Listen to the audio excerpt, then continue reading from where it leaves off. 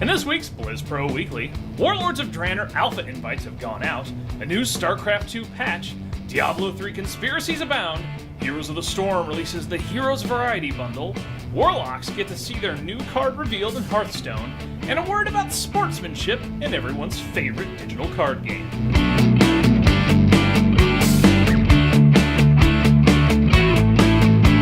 Hey guys, welcome to the newest episode of Blizz Pro Weekly. I want to thank you all again for contributing to the discussion on last week's very serious, deep, awesome show. I promise this week a little lighter, not necessarily less contentious. All right, let's get into it with World of Warcraft. Here's the beef. So the World of Warcraft community is on the edge of their collective seats as Blizzard has sent out the first wave of Warlords of Draenor Alpha invites. Now, for those few lucky enough to get an invite, it's been a deluge of streaming, screenshots, and forum posts. For the rest of the community, it's a lot of crying, gnashing of teeth, lamentations of the women, and begging because they want in, and they want in now. Word of caution, folks. There are no keys being given out.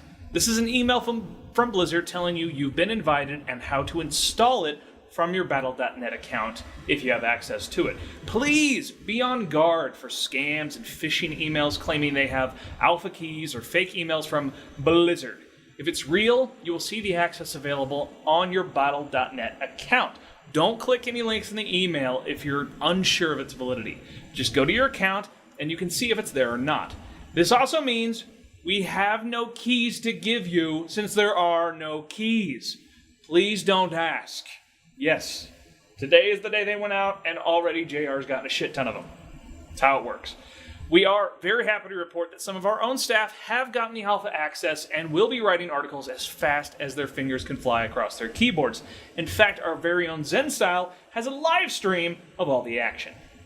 Now, right now, playtesters are only able to play Horde characters and play in Frostfire Ridge, but I'm sure the Alliance side will begin testing soon enough.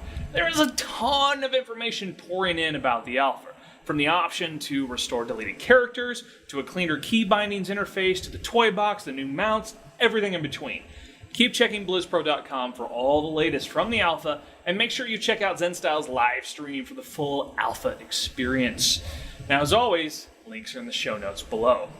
Now also, Azeroth Choppers, the web show, came to a close this week. Last week, we got to see the final two motorcycles finish up, one for Alliance and one for Horde. The community voted which one would win the game.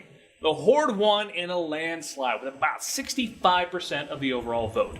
Now the Horde will get their new bike while the Alliance will be admiring it from the other side of the fence with no motorcycle of their own. For the Horde! Now, Wowhead data mined what we might be getting for the 10-year anniversary of World of Warcraft in November. Now, once again, this is data mining, therefore it's conjecture, and until it actually happens, can't confirm it.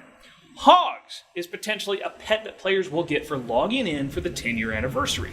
Hogs represents the notorious Hogger, which all WoW players who played through level 10 will recognize. Past pets given on Blizzard's anniversary include the baby Blizzard Bear, given on the 4th anniversary, and the Onyxia Whelping, given on the 5th anniversary.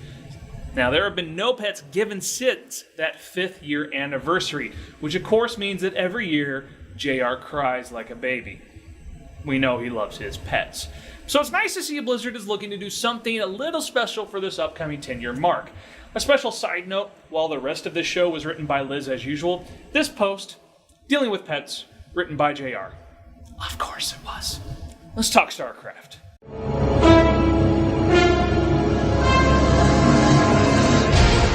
Want a piece of me, boy? Patch 2.13 was released today, and it's a really small fix that solved a very big problem that was recently discovered. Now, this is a bug fix that states workers will now only consider visible resources when choosing among harvest locations. Now, for people who may not know, what's been going on, this is actually really significant. Not too long ago, it was discovered that if you're on a 4-player map when playing 2-player game, and creating a worker, you could rally them to a mineral field anywhere on the map. If that mineral field was where, say, your opponent spawned, instead of your worker going toward that mineral field, it would go to a different one. Effectively, this told you where your opponent had spawned. Critical problem here. The player could then easily rush their opponents and finish them off very early. This patch fixes that exploit so it will no longer work. So now people will have to rush their opponents the old-fashioned way. Alright, that's all we got on StarCraft right now. Let's talk some Diablo. Stay a while and listen. So a bit of a conspiracy has been happening on the official forums lately, and some people are complaining because Blizzard is starting to squelch them. The debate has been over just how random the random number generator is that determines if you get a legendary and what stats it rolls. Now, several conspiracy theories are claiming that the system is not random number generator, or RNG. However, Blizzard has said over and over that in their testing, it is. Now Blizzard has started closing threads related to it, which just fuels the fire of conspiracy. Now, community manager Nervalistis made a post in the forums in response to this, saying it's simply to stop spreading community myths that people will take as truth. But we want to know, what do you think? Is Blizzard trying to hide a problem, or are people in the community just looking to point blame at simply having bad luck with that random number generator? Now, if slaying demons in-game is just not quite doing it for you, this tidbit might interest you. You can own your very own replica of Archangel Tyrael's sword, Eldruin. Now, this sword was built directly from digital files used in-game and is almost 3.5 feet long. I mean, check that out. Damn. It also has a pulsing blue LED light in the hilt. Batteries are included. Bonus, right? Now, the sword can be yours for only $59.99. I mean, the cost of a game, really, plus shipping. Order yours quickly, though, because it is a one-run, limited edition item. Once it sells out, it's gone. Of course, always check the show notes. We have a link to the sword and the purchase link. All right. How about some Heroes of the Storm?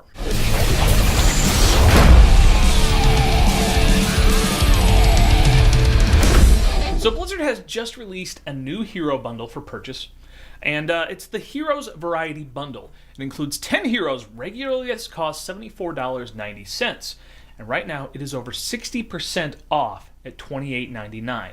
Heroes included are Arthas, Diablo, Falstad, Sergeant Hammer, Sonya, Tassadar, Tychus, Tyrael, Tyrande, and Zeratul. I think I didn't butcher any of those. It's possible, but maybe.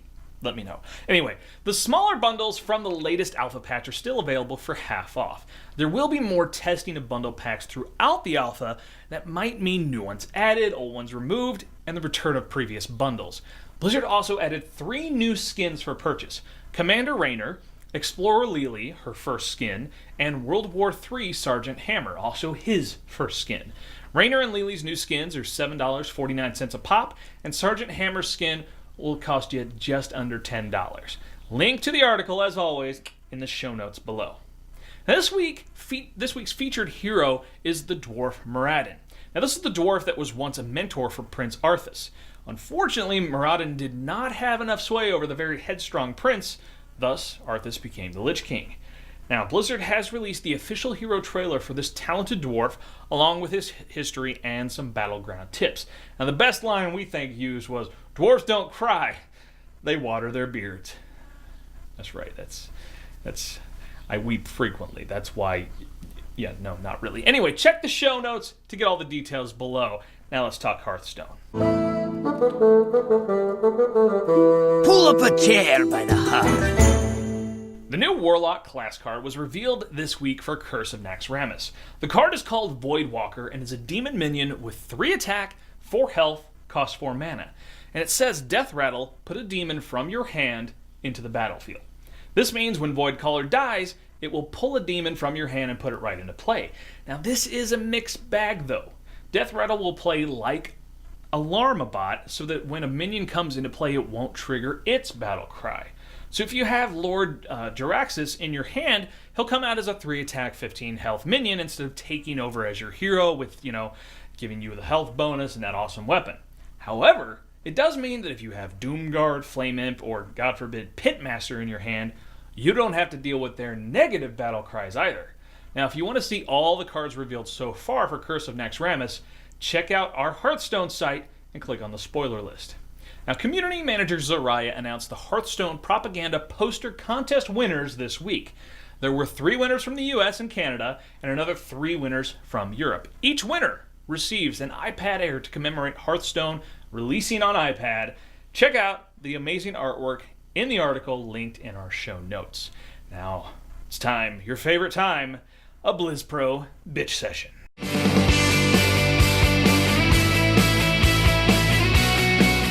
First off, don't worry, as promised, this will not be as dark and serious as last week's video. But like I said, maybe no less contentious. Let's take a moment to talk about sportsmanship in Hearthstone. Now let me tell you a story, alright? Story time with the beard. I know, I should have my own special intro for that. Anyway, so I was playing my zoo deck. You know, I've been trying to build up and complete some quests and whatnot. And it wasn't going well. I was down to 1 life, no minions. Okay, it's over. I gave a well played, and I ended my turn. Now, my opponent was playing a Murloc zoo deck. Had 6 minions on the board and 8 health. Seriously, all he had to do was send over his tiniest thing, and that's it, I'm done. But no. Instead, my opponent plays Lord Jiraxis, who comes into play, takes over the weapon and all that stuff, then also plays a power overwhelming on their Doomguard, and hits me for 9. Really? You couldn't just send me over a little Murloc to just finish me off and call it a day. I let you have the killing blow. But you didn't need to showboat. It's the same as running up the score in a football game or taunting the pitcher as you run around the bases. I didn't concede and take away your killing blow, so please don't overdo it. Don't play a Pyroblast when a Fireball will get the job done. Don't make your light spawn 30-30 just because you can when the opponent only has 3 life. Just finish me the fuck off and move on to your next match. Now, I understand, there's daily quests and whatnot, but seriously, how much are you really going to get from that 1 turn? When in doubt, remember Wheaton's Law. Don't be a dick. Alright, that does it for this bitch session and this week's episode. Subscribe right here on YouTube. We're also on iTunes, so if you're watching us there, awesome. Subscribe on the other. That's cool.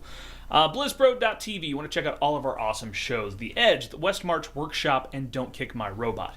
Me, I'm all over the internet. Twitter, Facebook, Tumblr. I'm a Goodreads author. My book is on Amazon. It's also on Nook. If you ever have a question, feel free to email us at askthebeard@blizzpro.com. And of course, check out blizzpro.com. All the news, reviews, everything you need to know about Blizzard Entertainment games. Stay beardy, my friends.